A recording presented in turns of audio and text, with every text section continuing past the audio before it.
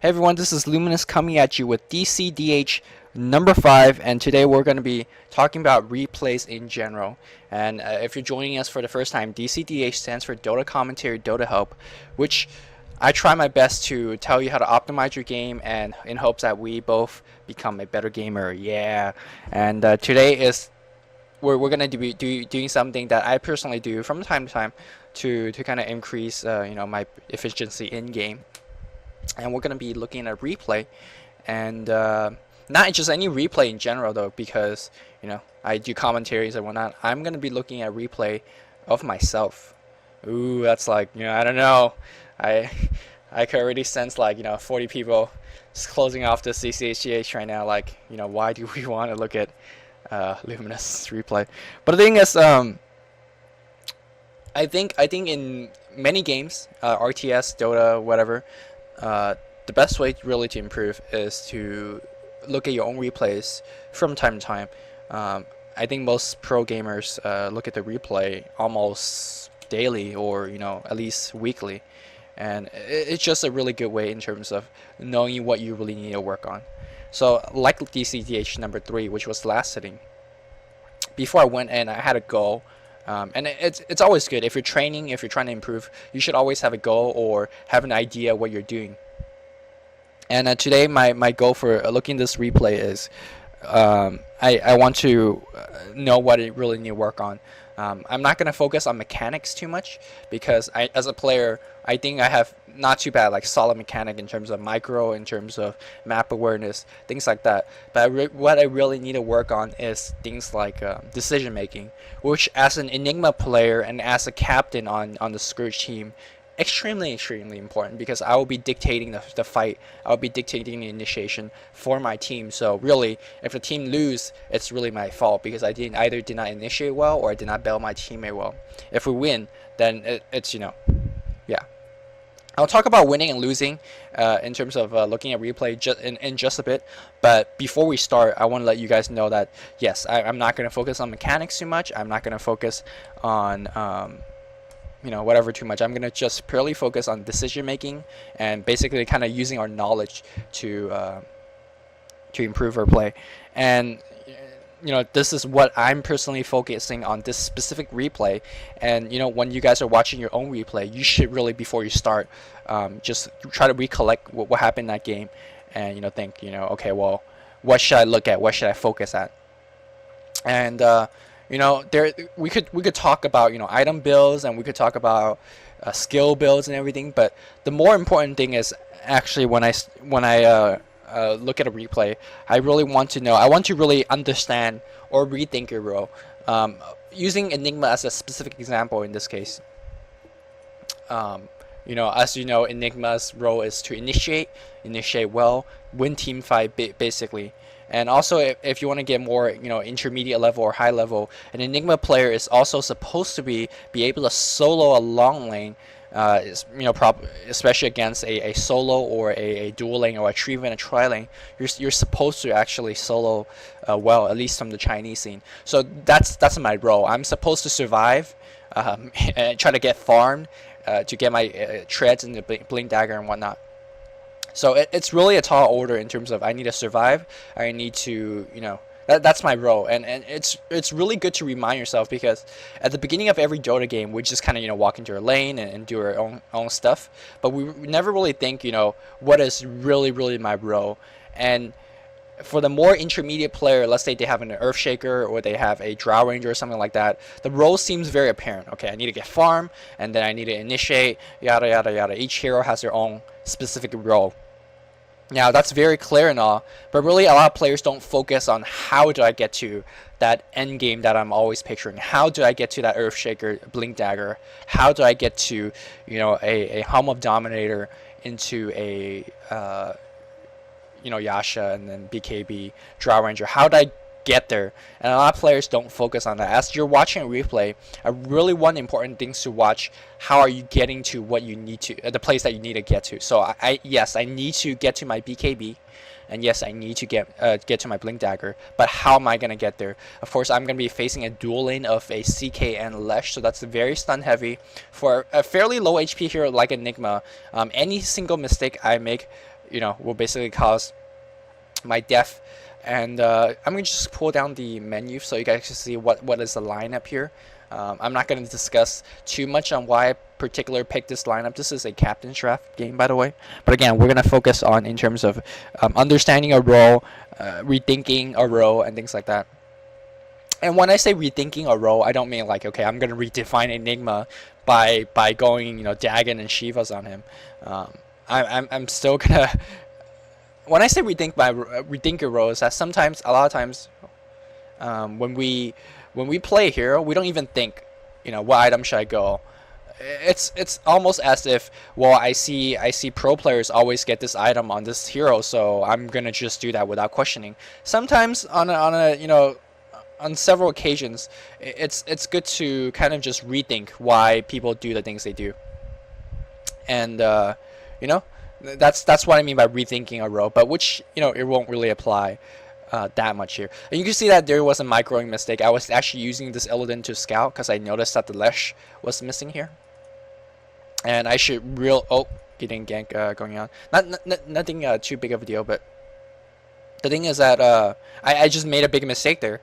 And you might be thinking, well, it's only an Illidan, blah, blah, blah. And this ward, actually seeing the CK here, I should be backing up. Oh, I'm not backing up. A little bit mistake there again. And you should really, really be hard on yourself in terms of making mistakes. More often than not, I see in Dota, a lot of players just saying like, well, if I lost a game or if I lost a lane, it's not my fault. You can always find something to blame. My teammate did not stun well, my carry did not carry, my support did not do their thing.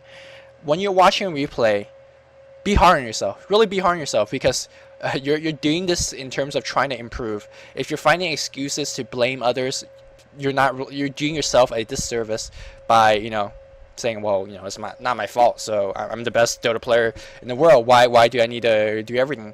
Chances are we're not the best Dota player in yourself. And sometimes being really hard on yourself, like feeding an Illidan to a CK, or not noticing a CK was running around even when I had War Sight. I mean, that you really need to be hard on yourself. And the biggest reason is that I know I focus on very tiny things like miss last hitting like that. Let me give you a very contrived example. Let's say you have a miss solo, right? Like a Storm versus a Nevermore mid or something.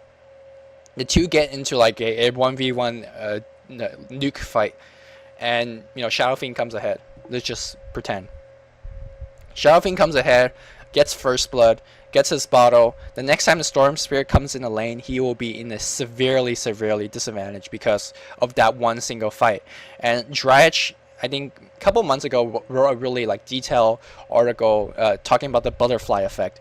If that Shadow Fiend, if he had lost that 1v1 encounter instead, it would have been the Storm Spirit that got the bottle and would be really owning. So it's just those really small things that will really affect the outcome of a game. And when you're playing, you shouldn't worry about it too much, but especially when you're watching a replay like this, you should really think about, well, if I didn't feed that Illidan to that CK, he would have been delayed on his boost of speed by a little bit.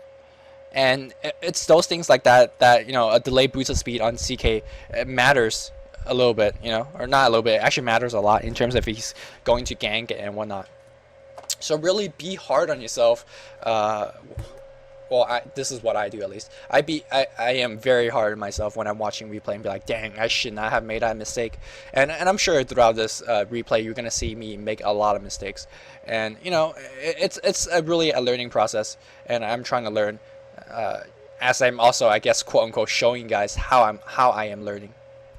Really nice harass by the Lesh here, and putting the Enigma really low HP, but really we're not going to spend too much time watching this replay for more or less an enjoyment value.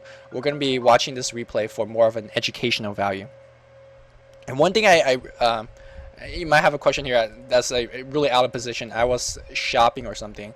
Yeah, probably shopping here. As a crow is, yeah, the crow was actually flying to bottom lane. So as much as I, DCDH #1, use your hotkey to shop, I was a little bit out of position. And you can see that got ganked. So really hard myself. I'm going to practice my hotkey a little bit in a pub game or whatnot. So what was I saying? Yeah, a lot of times you might be asking right now, okay, well, if I'm actually going to watch a replay, How do I exactly select a replay in terms of I'm definitely not gonna watch my pub replays because it's not really helpful. I'll let you make that own decision for yourself because everyone sometimes people want to look at their in-house replay, sometimes people want to look at their pub replay. That doesn't matter. I'm gonna tell you how I would do it, and you guys could decide on your own. I personally only look at the games I lose, and very very very rarely I look at the games I win. And the obvious reason is that if I lose, I made some mistakes, so I need to find out what those mistakes are, and I need to correct it. And again, a lot of players like to put blames on a teammate. Well, I lost because my teammate didn't ward well. I lost because they like to find thousands of excuses why they did not influence the game the way they influenced the game.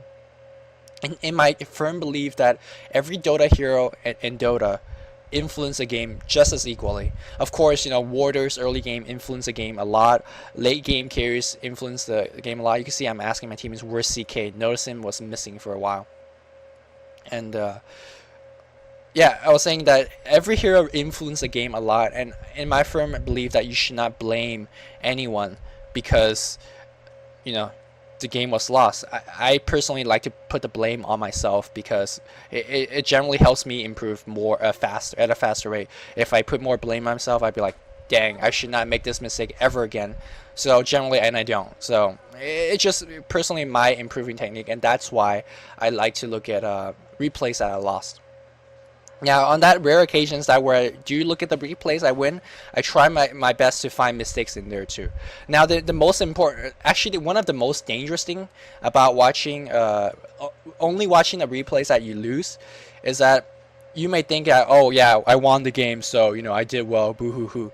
That is actually a very dangerous mindset to have because as you see, I'm sending another Illidan around to scout. A CK pops out to the right. Really nice hiding place, actually. A little bit of poor chain stunning. And we're going to have some Enigma jukes. And Enigma should be okay here. Pops itself and juke. Okay.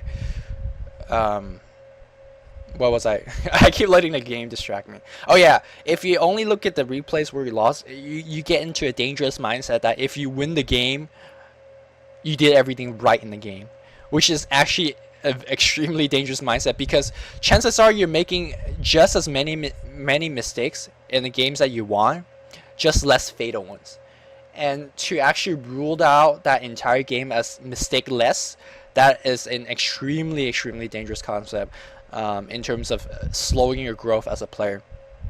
Because you think, hey man, I won the game, so that means I played tip-top shape. And again, yes, you probably had a hand in winning the game, but I could guarantee you in any game, in any pro game even, the winning teams make a lot of blunders, And hacks 4 seconds stun, poor chain stunning by the Lesh here. I'm going to spoil it right now. Sentinel wins the game. But if the Lesh player was looking at this, that was poor chain stunning. It was a 4 second stun. Lesh could have hit the Enigma a little bit more and then use a split earth.